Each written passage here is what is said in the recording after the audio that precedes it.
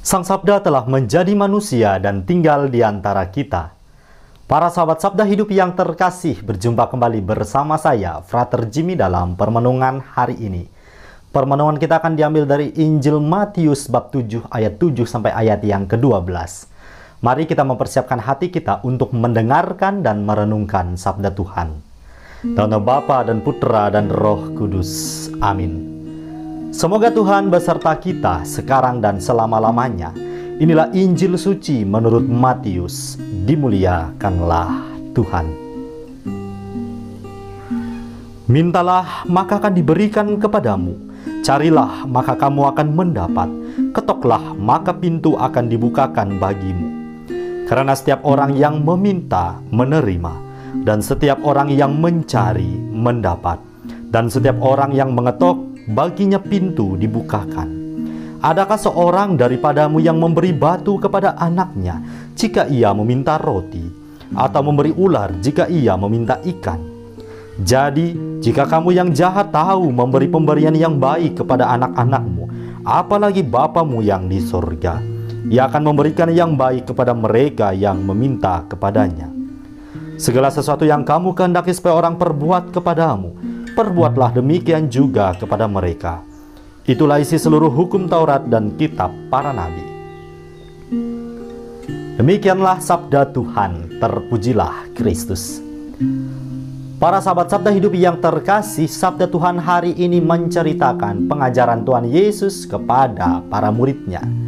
Dalam pengajarannya, Yesus mengatakan bahwa setiap orang yang meminta akan menerima, setiap orang yang mencari akan mendapat, dan setiap orang yang mengetuk pintu baginya pintu akan dibukakan.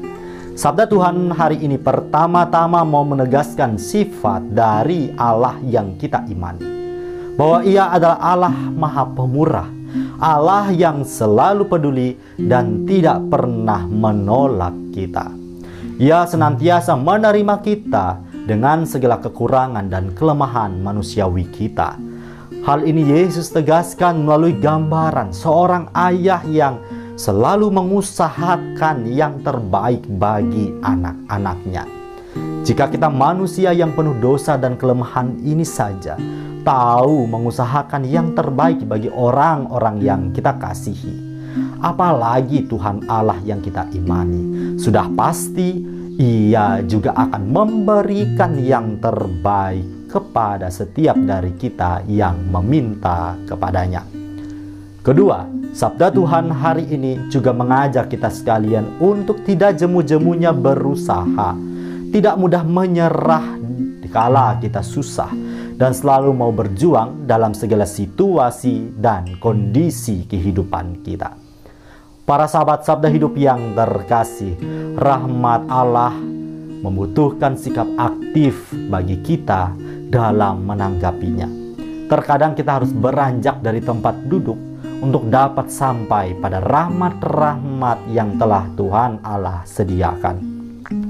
Tuhan menempa diri kita menjadi pribadi yang tidak hanya berkanjang dalam situasi nyaman kehidupan kita, tetapi Ia mau agar kita sungguh menjadi pribadi yang tangguh dalam berjuang, mencari sampai menemukan. Maka dari itu, adakah kita selama ini sudah mengerjakannya dalam laku-laku hidup kita? Atau kita masih berdiam diri saja? Cinta dan kebaikan Tuhan Allah meminta kita sekalian untuk mau datang kepadanya setiap saat, menjumpai Dia dalam seluruh peristiwa yang kita alami. Allah hadir, namun apakah kita melihat dan merasakannya? Allah menyapa, namun apakah kita selalu mendengar suara lembutnya? Allah menuntun langkah kaki kita ke jalan yang benar, namun apakah kita mau melakukannya? Semoga kita sekalian dimampukan untuk mengerjakan semuanya ini dalam terang iman akan Kristus Tuhan. Selamat beraktivitas, selamat merenungkan. Allah yang Maha Kuasa memberkati kita, melindungi kita terhadap dosa, dan menghantar kita ke hidup yang kekal. Amin. Dalam nama Bapa dan Putra dan Roh Kudus. Amin.